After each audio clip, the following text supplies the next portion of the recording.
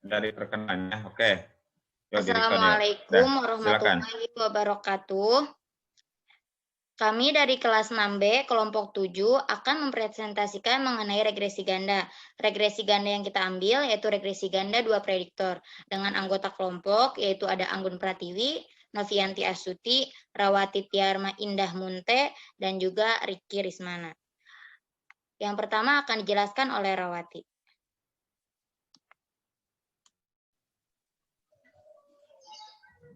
Sini saya akan menjelaskan pengertian dari analisis regresi ganda 2 prediktor. Adalah sebuah teknik analisis yang digunakan untuk mengetahui hubungan antara 2 prediktor X1 dan X2 dengan kriterium. Prediktor di sini yaitu variabel bebas dan kriterium itu variabel tidak bebas.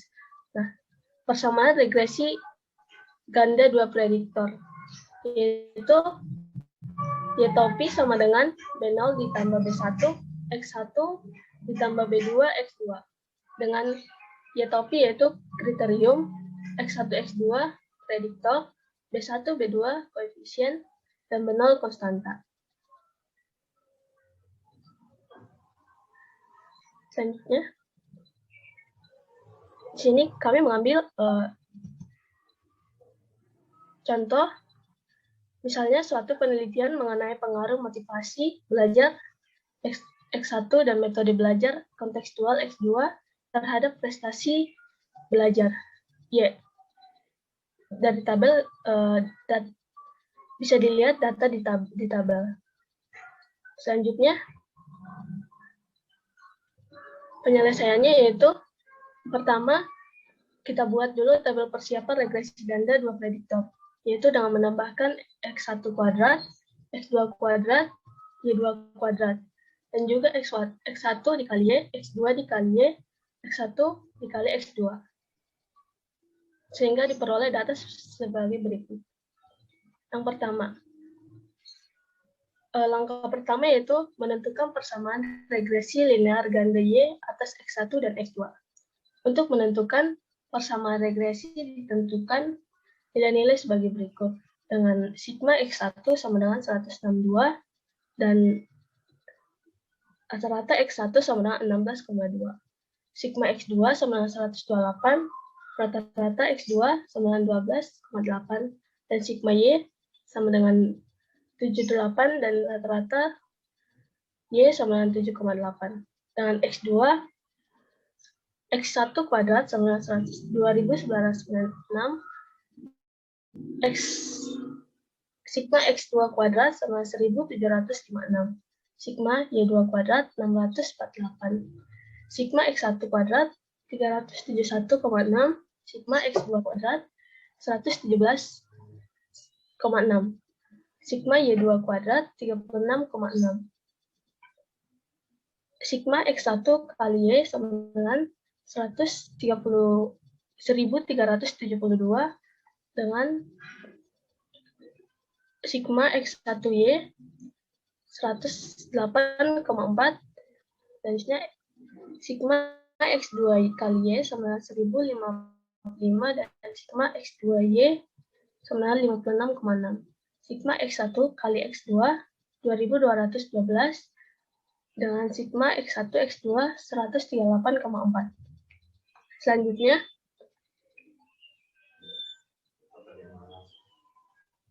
itu menghitung koefisien regresi dan mencari B1, B2, dan juga B0. B1-nya sama dengan sigma X2 kuadrat dikali sigma X1Y dikurang sigma X1 X2 kali sigma X2Y dibagi sigma X1 kuadrat dikali sigma X2 kuadrat dikurang sigma X1 X2 kuadrat. Jadi diperoleh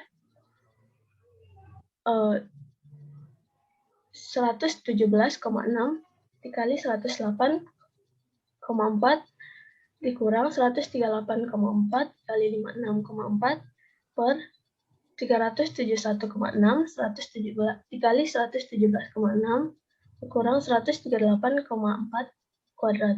Maka diperoleh hasilnya 0,2002115. Nah, untuk B2, rumus B2 yaitu kita ganti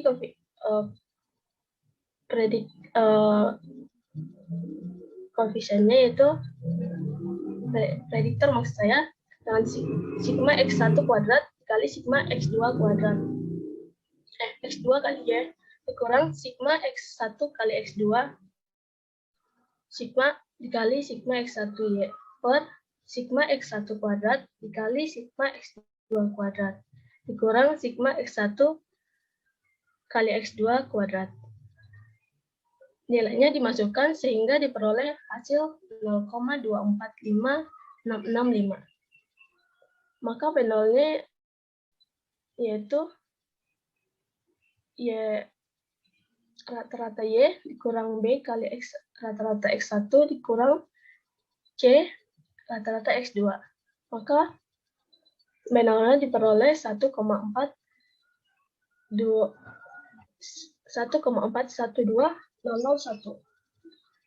Persamaan atau model regresi ganda atas X1 dan X2 yaitu Y topi sama dengan B0 ditambah B1 kali X1 ditambah B2 kali X2. Y topi yaitu 1,412001 ditambah 0,2000215 X1 ditambah 0,2465 X2. Maka Y topi yaitu 1,412 ditambah 0,200 X1 ditambah 0,246 X2.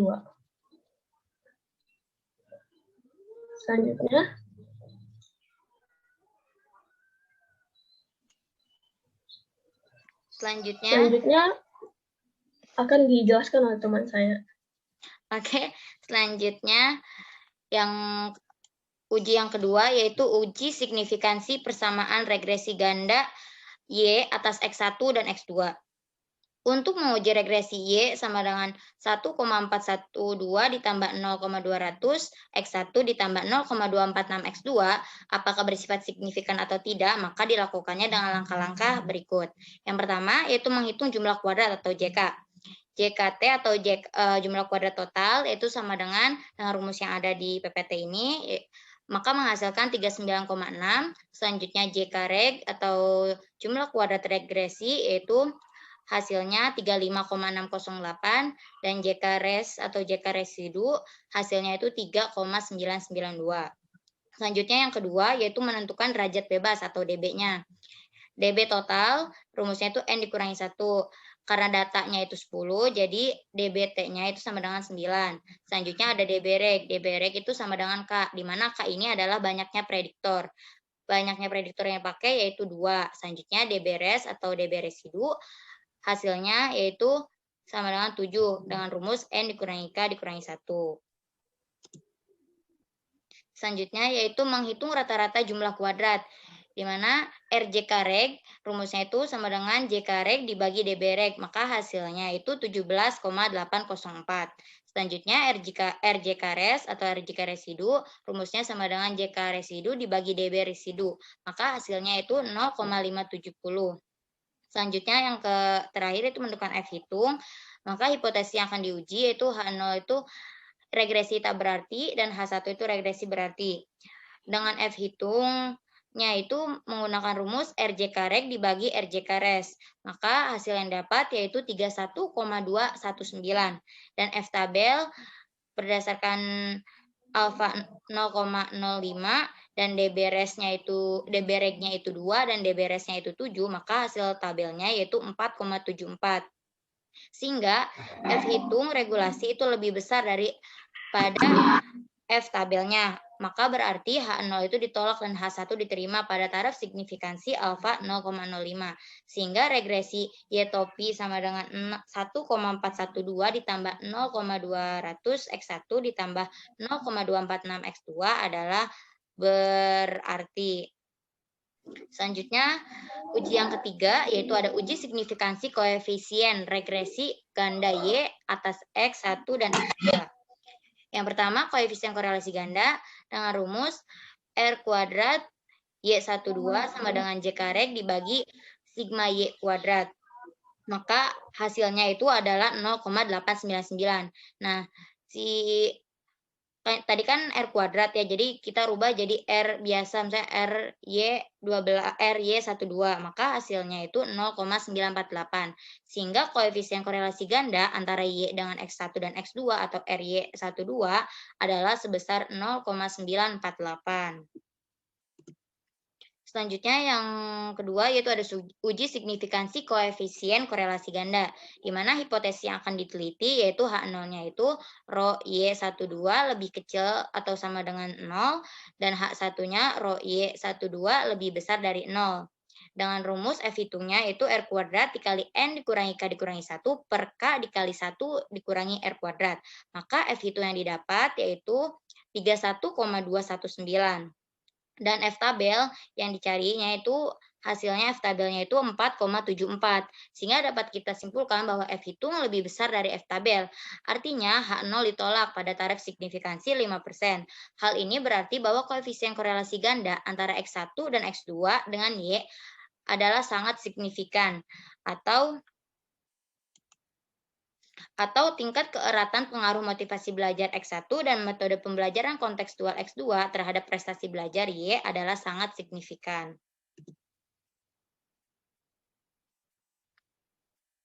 Selanjutnya, yang ketiga itu koefisien determinasi, di mana koefisien determinasi itu dapat diartikan sebagai kuadrat dari koefisien korelasi, sehingga koefisien determinasi antara X1 dan X2 dengan Y adalah R kuadrat Y12 dikali 100% sama dengan 0,899 dikali 100%. Hasilnya itu 89,90%. Dapat diartikan bahwa 89,90% variasi nilai pengaruh motivasi belajar X1 dan metode pembelajaran kontekstual X2 terhadap prestasi belajar Y secara bersama-sama. Selanjutnya akan dijelaskan oleh Anggun. Selanjutnya di sini ada uji signifikansi koefisien ganda. Yang pertama ada menghitung galat baku taksiran, di mana rumusnya S kuadrat Y.212 JKS per N min K min 1, hasilnya 0,570, sehingga galat baku taksirannya adalah SY12-nya 0,7752. Selanjutnya di sini ada menghitung RI kuadrat. Karena R1.2 sama dengan R21, maka R1 pangkat 2 sama dengan R2 pangkat 2. Koefisien R1 sama dengan R2 dihitung dengan rumus R1 sama dengan sigma X1 dikali X2 per akar dari X sigma X1 pangkat 2 dikali sigma X pangkat 2 menghasilkan R1 pangkat 2 sama dengan R pangkat 2 sama dengan 0,4382. Selanjutnya, menghitung S pangkat 2 BI. S pangkat 2 BI sama dengan S pangkat 2 Y12 per sigma X pangkat 2 IJ dikali 1 min R pangkat 2 I. Menghasilkan 0,002732, sehingga diperoleh SB-nya sama dengan 0,056. Selanjutnya, di sini ada S2B2 sama dengan S pangkat 2 Y12 per sigma X pangkat 2 dikali 1 per R pangkat 2 R2 pangkat 2 menghasilkan 0,00862, sehingga diperoleh SB2-nya yaitu 0,0929.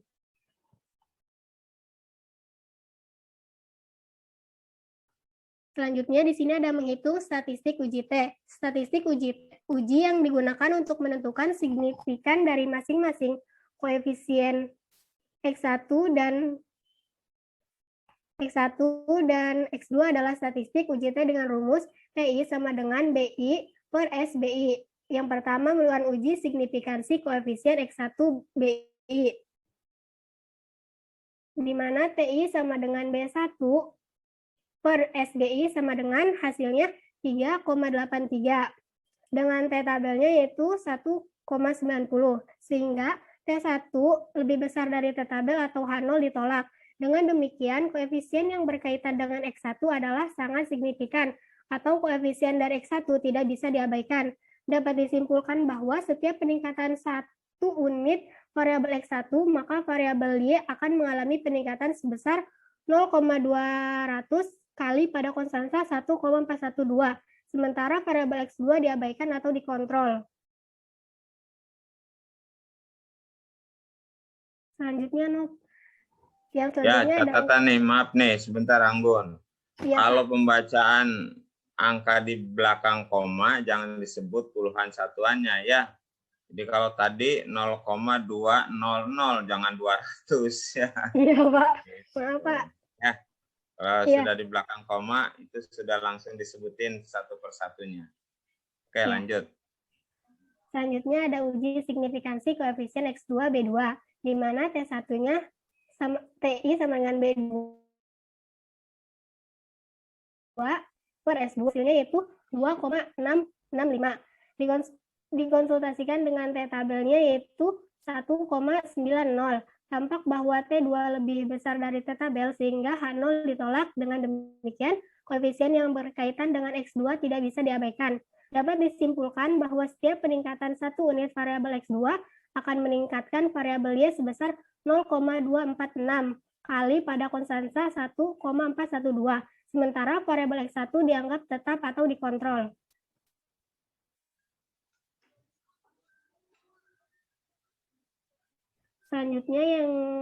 Selanjutnya ada korelasi parsial dan uji signifikan korelasi parsial.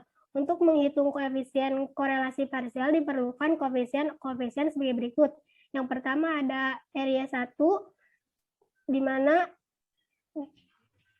sama dengan sigma X1Y per akar X1 pangkat 2 dikali sigma Y pangkat 2 menghasilkan 0,894 dengan R2Y1-nya, R kuadrat Y1-nya yaitu 0,7992.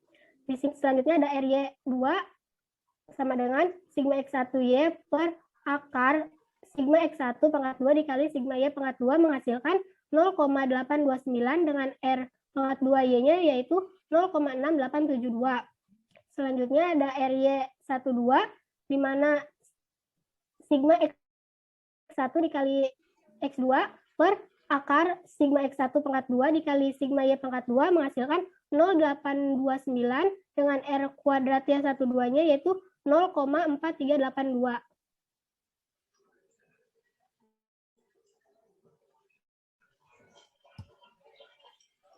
Selanjutnya ada koefisien korelasi antara X1 dan Y dengan mengontrol pengaruh X2 RY1.2. Dengan RY1.2 sama dengan RY1 dikurang RY2 dikali R12 per akar 1 min R pangkat 2 Y2 dikali 1 min R2 pangkat 2 menghasilkan 0,823. Dengan selanjutnya di sini ada uji signifikansi koefisien korelasi parsial. Terhitungnya sama dengan RY1.2 akar N min 3 per akar 1 min R kuadrat Y1.2 menghasilkan 3,83. Dengan T-tabelnya yaitu 1,90 dan T-tabelnya 3,00. Sehingga terhitung lebih besar dari T-tabel atau H0 ditolak. Dengan demikian, koefisien korelasi antara Y dan X1 dengan mengontrol variabel X2 adalah signifikan. Dengan kata lain, walaupun variabel X2 telah dikontrol, variabel X1 masih memiliki hubungan signifikan dengan Y.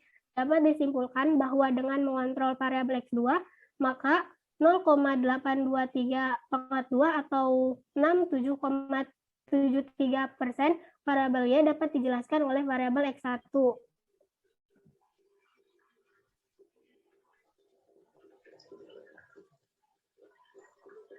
Next.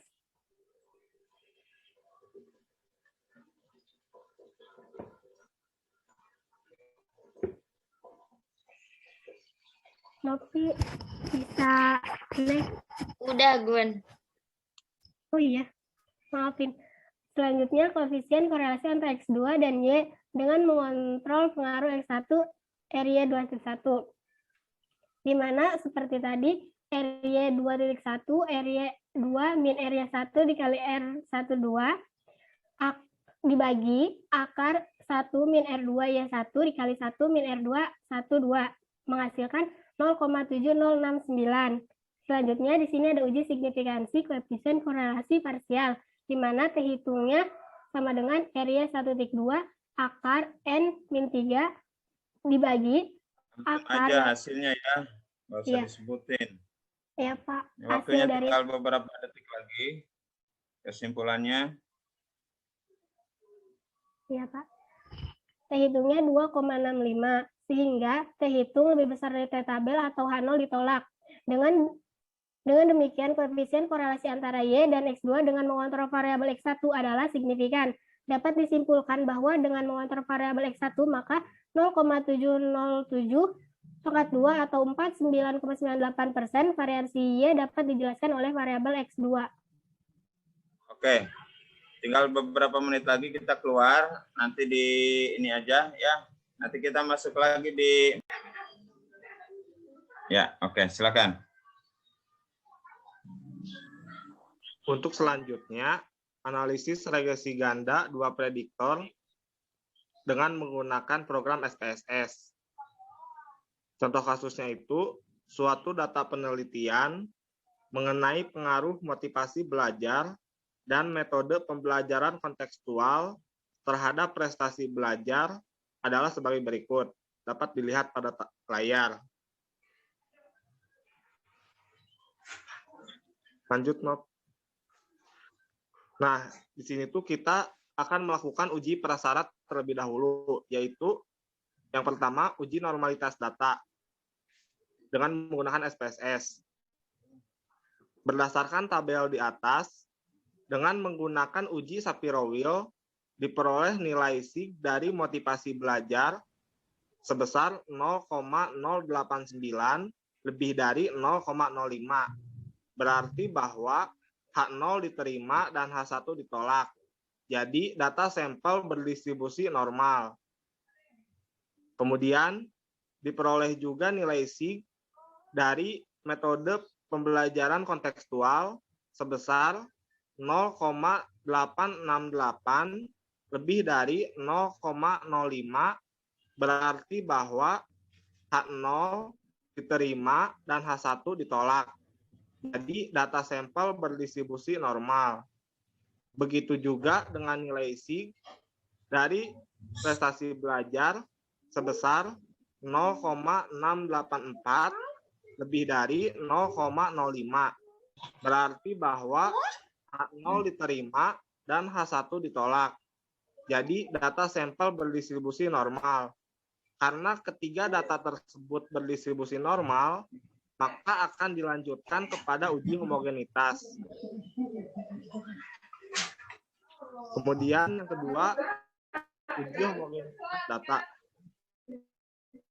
Berdasarkan tabel pada layar, hasil uji homogenitas dengan menggunakan Thevenin statistik menunjukkan nilai sig sebesar 0,058 lebih dari 0,05. Berarti bahwa H0 diterima dan H1 ditolak.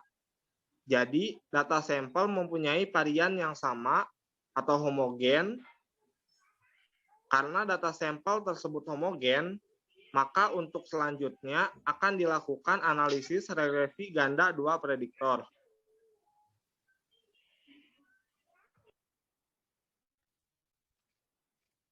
Langkah-langkah analisis regresi ganda dua prediktor dengan menggunakan program SPSS.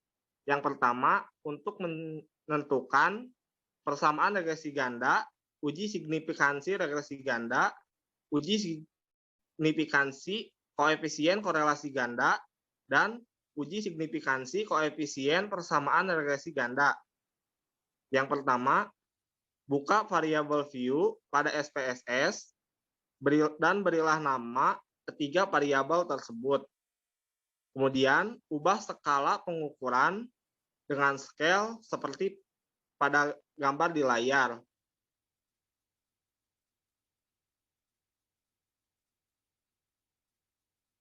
Lanjut, Nob. Langkah kedua, buka data view pada SPSS, kemudian masukkan data sesuai dengan variabelnya, seperti pada gambar di layar. Langkah ketiga, kita klik Analyze, kemudian Regression, kemudian Linear, seperti pada gambar di layar. Langkah keempat, masukkan item variabel Y ke kotak dependent, serta masukkan item variabel motivasi belajar atau X1 dan metode pembelajaran kontekstual atau X2 ke kotak independen seperti pada gambar berikut.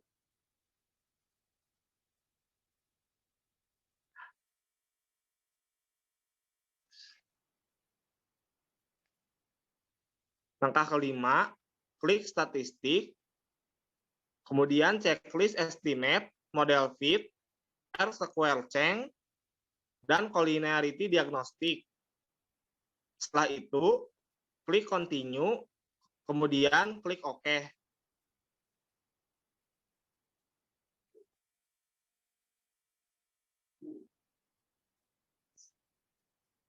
Setelah klik OK, akan didapatkan tabel koefisien, ANOVA, dan model sumari. Yang pertama, persamaan regresi ganda. Dari tabel koefisien pada layar, diperoleh konstanta B0 sama dengan 1,412, B1 sama dengan 0,200, dan B2 sama dengan 0,246, sehingga persamaan regresi linear ganda adalah Y sama dengan 1,412 ditambah 0,200 X1 ditambah 0,246 X2.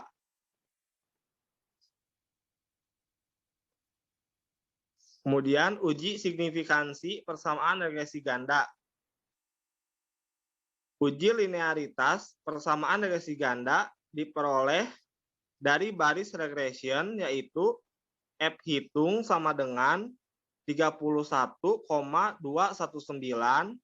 dan V value atau nilai sig sama dengan 0,000 kurang dari 0,05. Hal ini berarti H0 ditolak dan H1 diterima.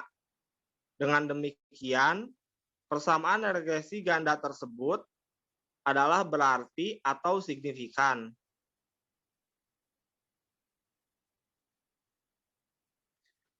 Kemudian uji signifikansi koefisien korelasi ganda.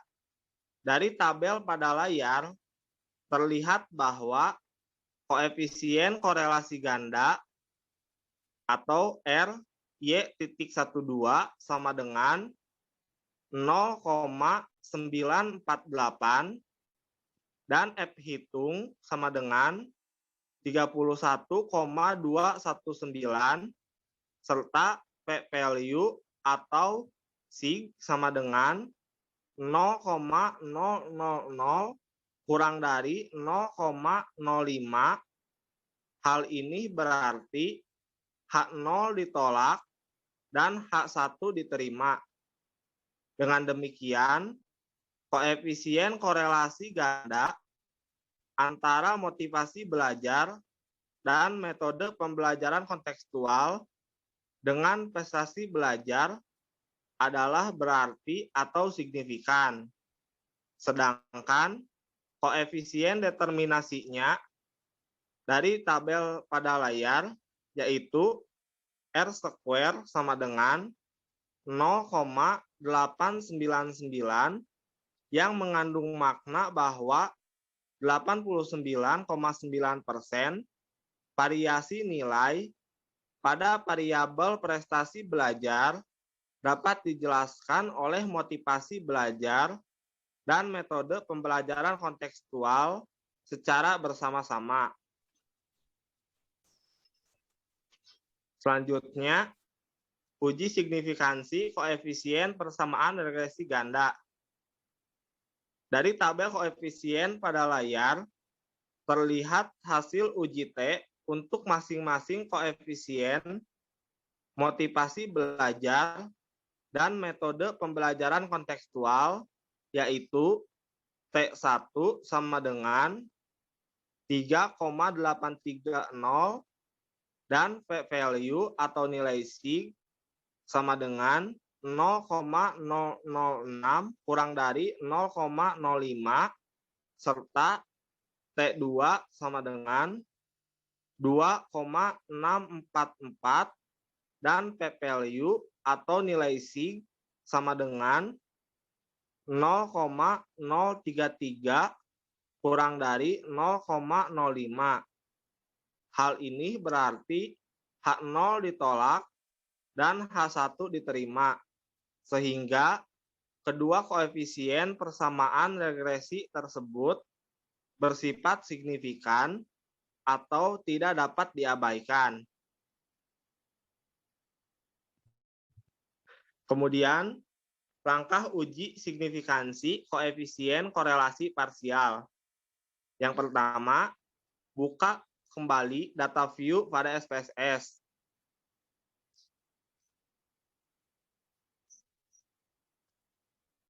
Kemudian, klik Analyze, Correlate, kemudian parsial seperti pada gambar di layar. Nah, untuk korelasi antara X1 dan Y dengan mengontrol pengaruh X2, kita masukkan item variabel Y dan X1 ke kotak variabel dan X2 ke kotak controlling for. Kemudian, checklist one tailored dan display aktual signifikan level. Kemudian klik OK.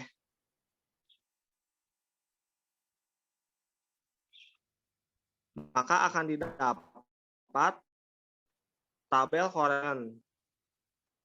Dari hasil analisis, pada tabel di atas diperoleh RY1.2 sama dengan 0,823 dan p-value atau nilai sig sama dengan 0,003 kurang dari 0,05. Hal ini berarti H0 ditolak dan H1 diterima. Dengan demikian, koefisien korelasi antara motivasi belajar dan prestasi belajar dengan mengontrol pengaruh variabel metode pembelajaran kontekstual adalah signifikan.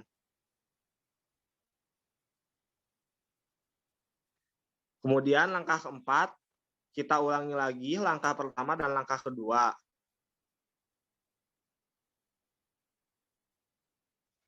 Langkah kelima,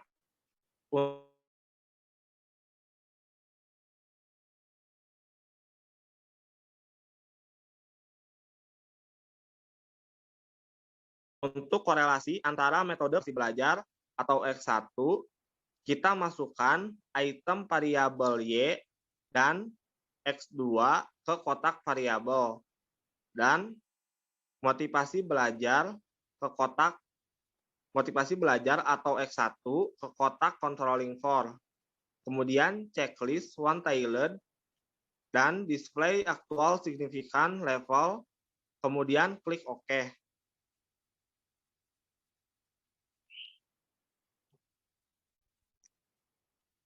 Maka akan didapat tabel korelasi seperti pada layar. Dari hasil analisis, pada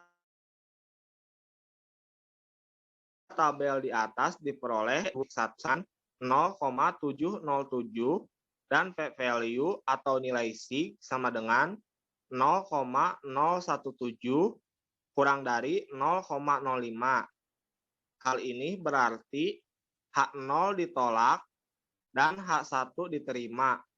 Dengan demikian, koefisien korelasi antara metode pembelajaran kontekstual dan prestasi belajar dengan mengontrol pengaruh variabel motivasi belajar adalah signifikan.